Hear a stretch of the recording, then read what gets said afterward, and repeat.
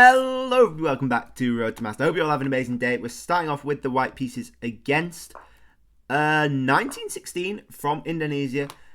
I felt like playing in English. I'm not sure why. Who really knows? We'll play c4, d4, might as well, after a c6. Going into sort of like a Caro-Kann, probably more likely a Queen's Gambit declined. This says it's the Caro-Kann defensive system. No clue. And they're looking for a fianchetto, so it could sort of be like a King's Indian. C6 is not a usual move, but C6, D6 isn't a bad system. I don't mind it at all. We'll play G3, I think. Play G3. I'm basically just trying to do what I find annoying when I play this sort of setup. And I really don't mind H3 as a move either. Apparently this is now called the Anglo-Indian Queen's Knight variation. They're words, I guess. They are words. We'll play E3. And like I said here, that the C6, D6 setup is remarkably solid, in my opinion. Remarkably solid. I don't even mind a Knight E2. Just keeping this bishop nice and active. Knight A6. We could play an A3. But I feel like that's a bit unnecessary. It doesn't really have any targets if it manages to come to B4 anyway. So it's most likely trying to reroute itself to C7. And look for some sort of D5 push. I reckon we can just castle here. Pretty safe. And then like we said, yeah. That's something that happens a lot in the Alapin Sicilian, where you play C3. C3, yeah, in the Alapin. Which is obviously robbing your knight of the C3 square. So you reroute it by A3 to C2 so you can look for the D4 break. That's the whole point of it. I'm not sure whether they're actually going for the break or not, or whether they want to further reroute the knight. I'm not quite sure. But we will see. Maybe even a B5 break. So does that mean we should be playing an A4? Potentially, to be honest. I don't mind it. I don't mind A4. Would take inwards. Yeah, and they are actually looking for this B5. We could even commit further with A5. That might be playing things a bit too far. Maybe. Might be playing things a bit too far. But it does give us the opportunity for en passant, where we definitely do claim the centre file.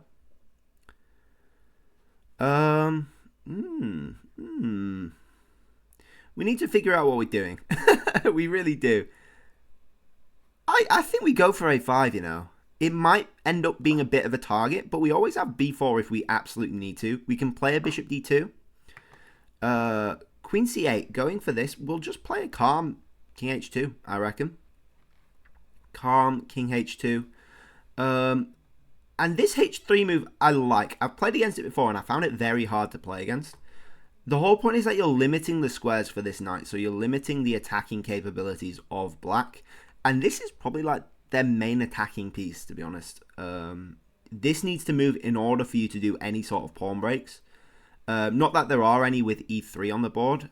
If you played E4, it's definitely stopping. And now they're sort of going back to the center, which is, I think, good for us.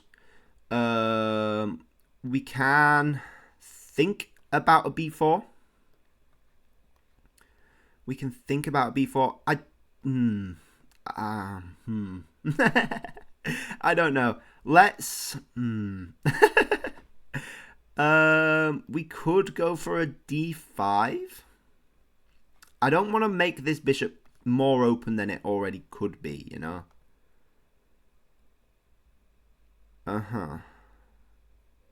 So maybe a C2. Queen C2. And that's controlling the E4 square a bit more. I don't know if that's good or not. Yeah, so they go for the E5 break. And I think we lock up, to be honest. I think we lock up. Oh, we've got to be careful though. Pawn takes, knight takes. No, we've got the bishop there as well, so that is fine. And we can try to lock things up a bit here. We have to go all out on the queen side once this happens. But I think with a5, we already have sort of halfway infiltrated that. We could even look for an f4 break. Isn't an insane idea. Isn't that insane of an idea, I don't think.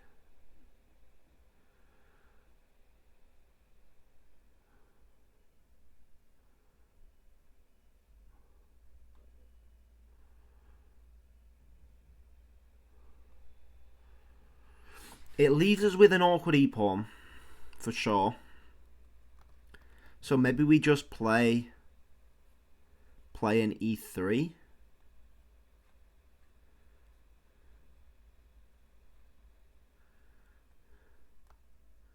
Play an e3. I don't want to open the center up too much. Because our king isn't the strongest. It's good to stop their main ideas, but it's not the strongest thing in the world. They're looking for a knight before. Again, it doesn't really do much for them, even if they get it. So I think we can just move this bishop about. Look for like a queen c1, d2 maybe. D2 is probably better because it's covering the d3 square as well once the knight gets in. And we can look for potentially trading off this dark squared bishop. And we both have these good bishop-queen combos. I think ours is slightly better because there's just more squares about. We could try for the break. I don't think it does much for us. I don't think our attack's really doing much either, to be honest, though. I don't think so.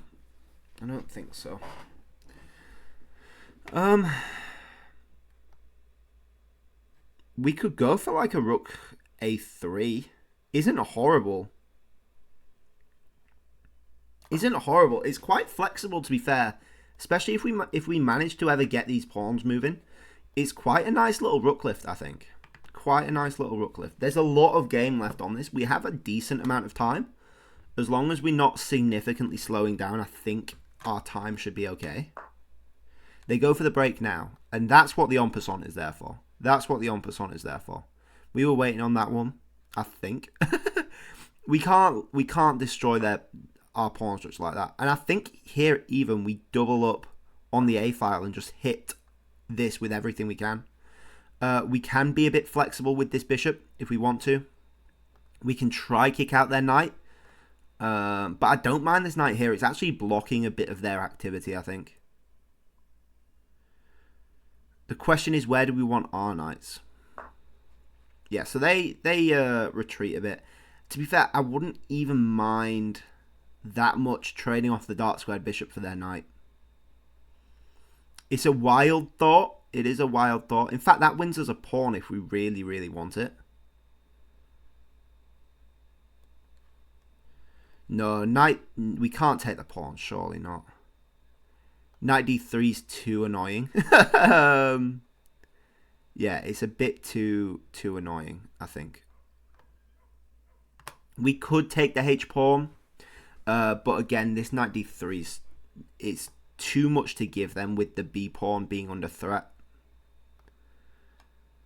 And we have no real attack from it. I think taking the knight might be the best course of action, to be honest. We can play like a knight a2. Get rid of this knight.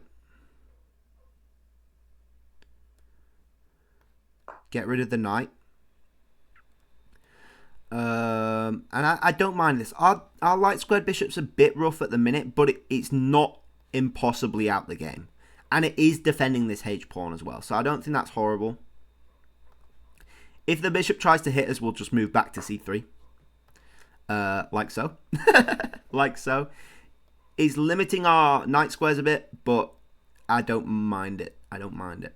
And we can kick it out further. I don't think trading off the knights there was the right call for them. It doesn't seem right. I think that knight was doing a good job and they just got rid of it. They try breaking the center now. can't be right.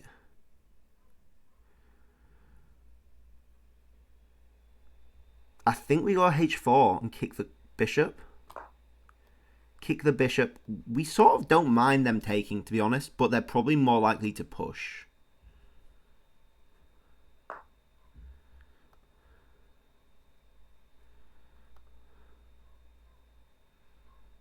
Ah, we've got a queen a5, don't we? We have a queen a5.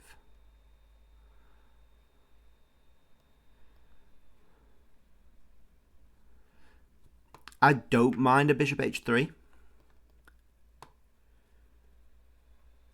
I don't mind it. It's a tough call. But I think this is their stronger piece, so it's probably better if we try get rid of that. It's pinning the pawn to the bishop. Is not losing anything, but I think it gets rid of one of their good pieces. And a queen a5 is a good way we can win a pawn back. I think it's very interesting. Is what I say when I don't know what I'm doing, to be honest. Yeah, I always say that when I don't know what the hell I'm doing. I think just queen a5 here, right? We can go knight c3 and cover this pawn. We are putting all our eggs in the queenside basket. Our king is slightly weak. Although this is just good for us, right? Trading off queens is huge. Trading off queens is mega. I thought like a queen b8 or something, or just c7. But threatening to trade off queens, threatening to win this pawn as well, huge. I'd like to get this knight on b5, if possible. We can think about taking. We can think about a queen a7, but then rook b7 covers quite nicely. So I think it's probably a job for knight c3, knight b5. Try hit this pawn again. What are they going to do? They have to go queen c7, right? They have to. And I wouldn't even mind a queen for two rooks, to be honest. It's probably not the right call. Oh, they trade off queens? No way. No way they trade off queens, right? Knight c3. Now, yeah, this knight c3's got to be crushing. The dark square bishop's out of the game completely. Its only viable square is d2 somehow. And that requires some pushing as well. They go for that. Well, that's just another free pawn, right? It's interesting, for sure.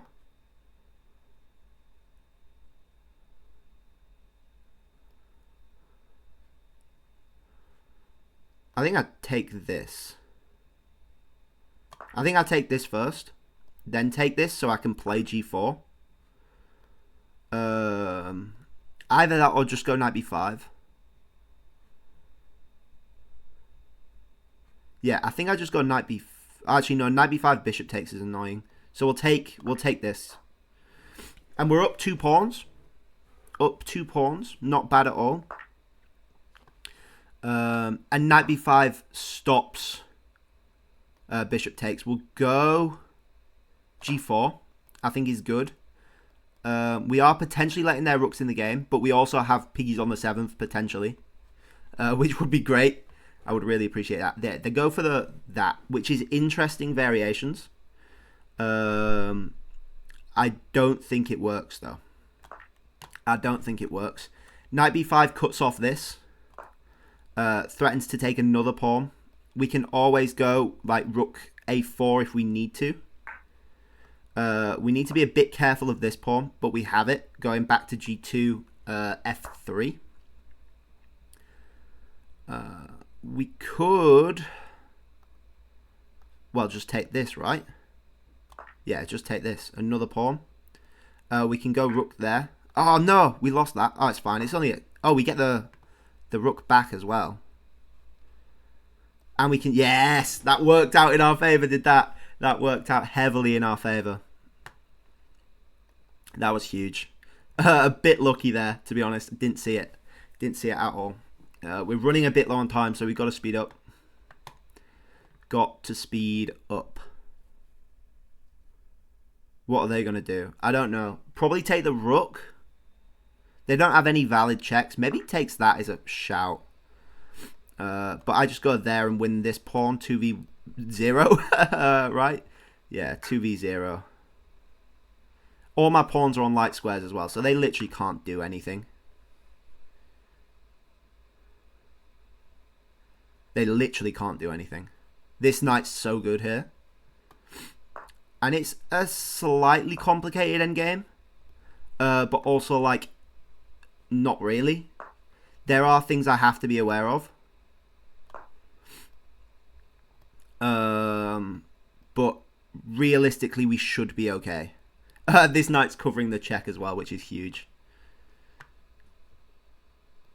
Yeah, we should be okay here. As long as we can do it on time, we should be okay. But that is actually an ask, to be fair. Trade off, simplify, get the pawn. If not, push this d pawn. They can't really do much about that. They take that with check. A bit stupid, bit annoying, but we should be good. Should is the key word there. We promote with check, right? Yeah. I think we're good here. And we get in the square. We get in the square.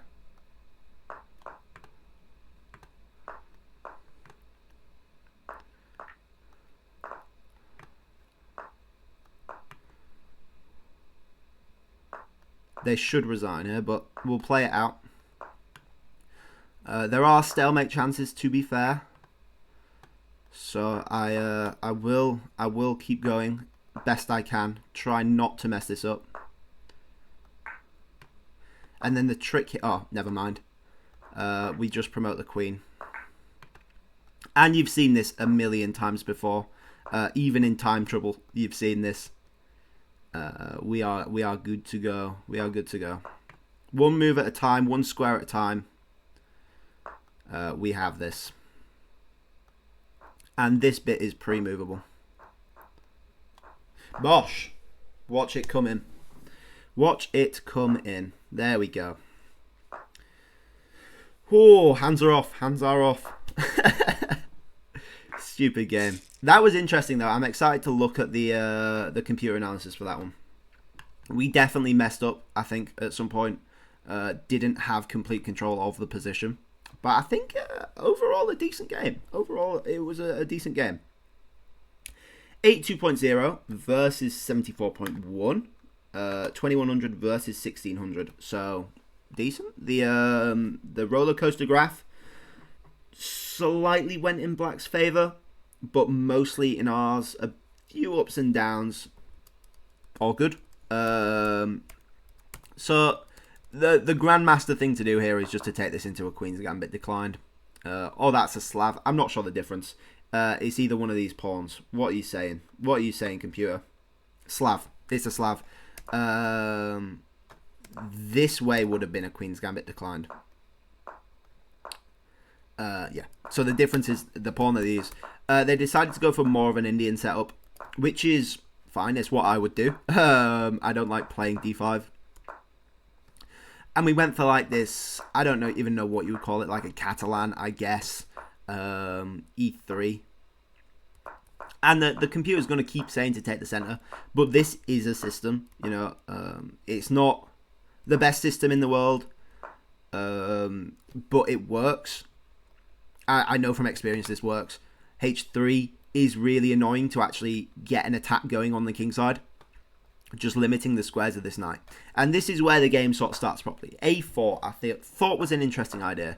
And the question is, you know, what are you going to do about their breaks? You know, do they want to break on the queen side? I'm not sure. Do they want to continue with the normal plans of breaking on the king side? And that's the question. You've got to make a judgment. So we went for A4.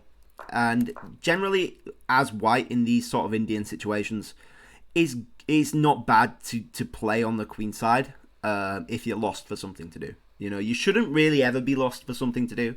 But if you're sort of not sure where it's going, neither player's committed. You know, White's general plan is to just get the space advantage. And we've not got the space advantage entirely because we didn't play e4, d5. But this is one way to get some sort of space advantage. Rook b8. Yeah. Again, it's not where you want to be playing as black. You want to be playing on the king side.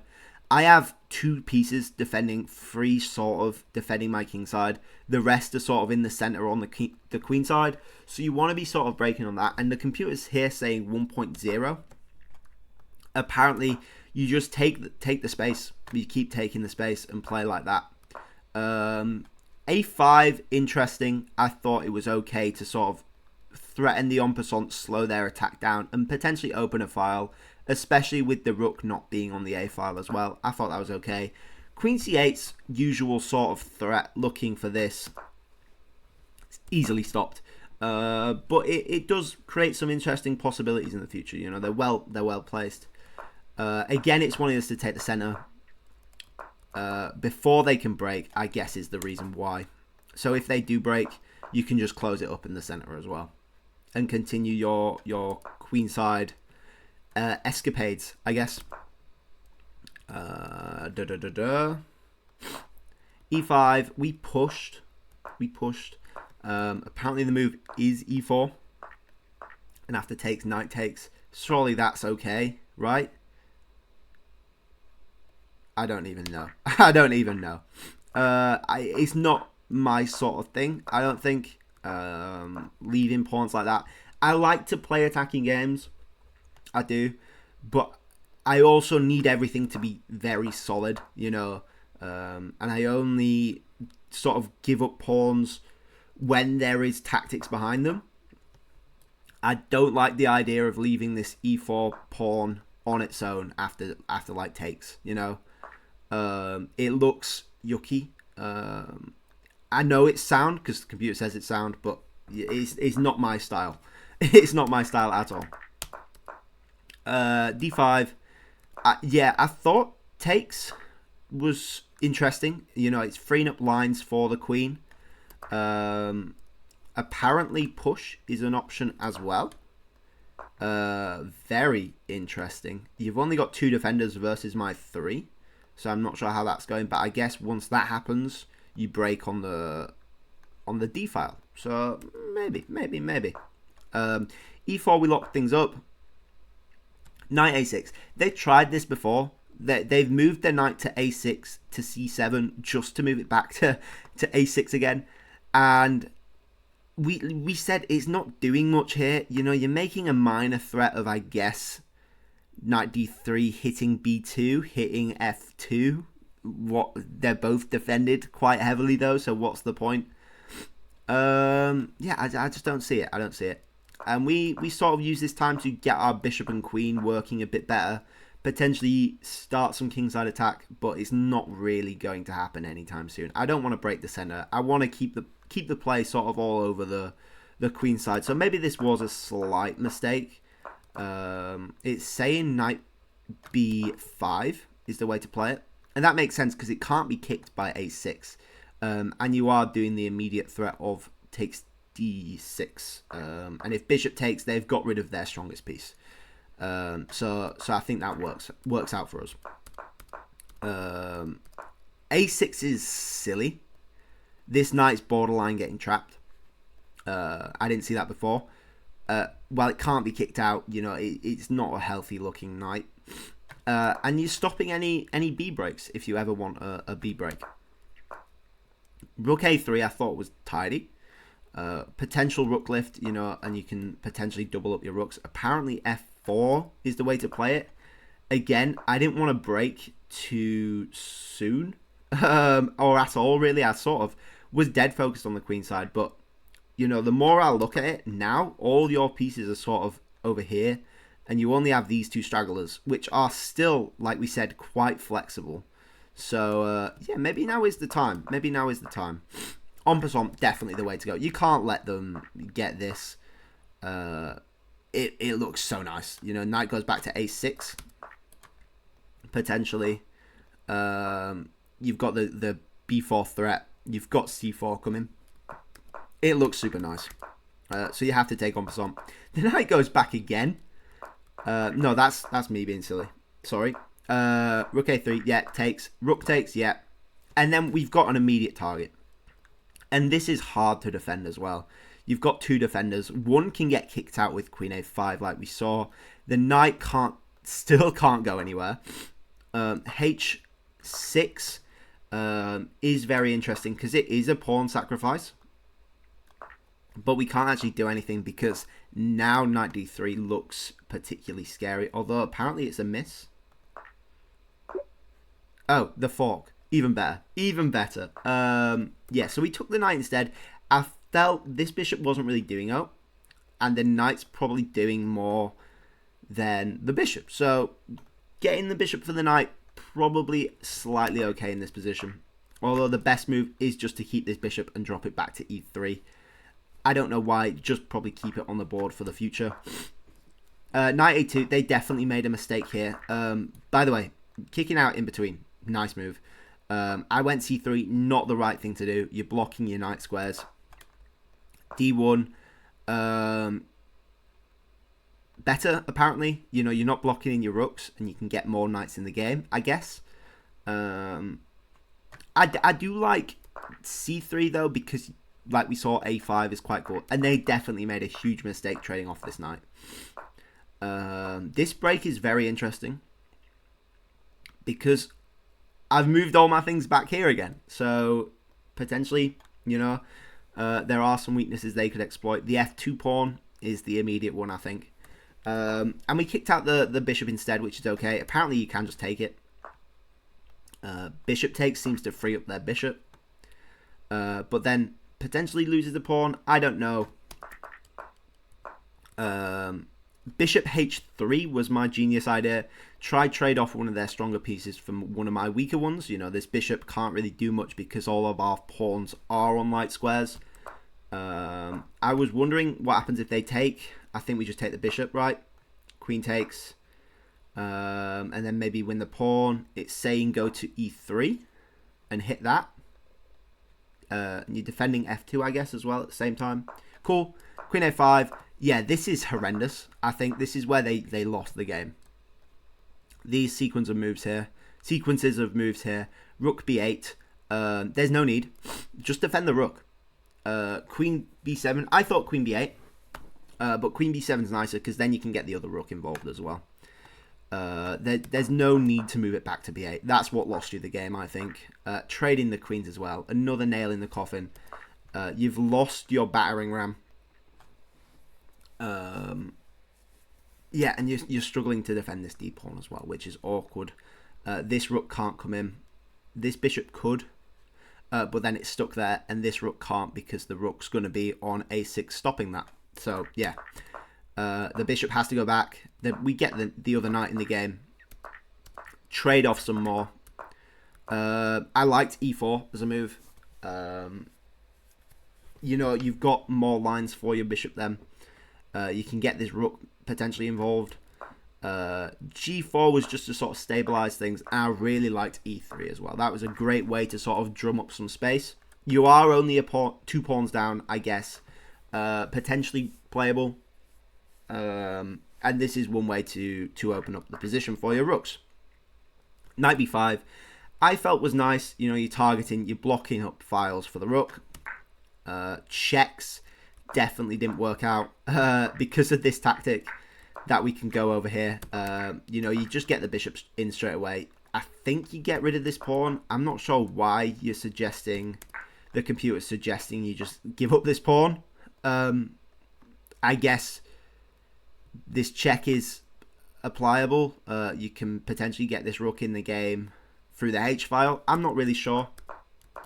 But we fell for the trick. Luckily, we had king f3. And this is a pretty easy win from here. We gave up the c pawn, which is a bit sloppy, I will say. And you can trade off the rooks here because you're well in the square. And the king can never actually do anything against that. You know, if you have a chain of 2 at least in king of pawns, you can just abandon it, because the moment the we'll see, the moment the king takes one of these, they can't stop the forward pawn. No matter what they do, they can't do it. So you're safe just leaving that, and I knew that, so I was able to just go and stop this pawn. And yeah, we won the game quite cleanly, I think. Yeah, very cool. Anyway, thank you all for watching. I hope you all enjoyed. Please like if you liked. Please subscribe if you really liked. And I'll catch you guys all tomorrow. Bye-bye.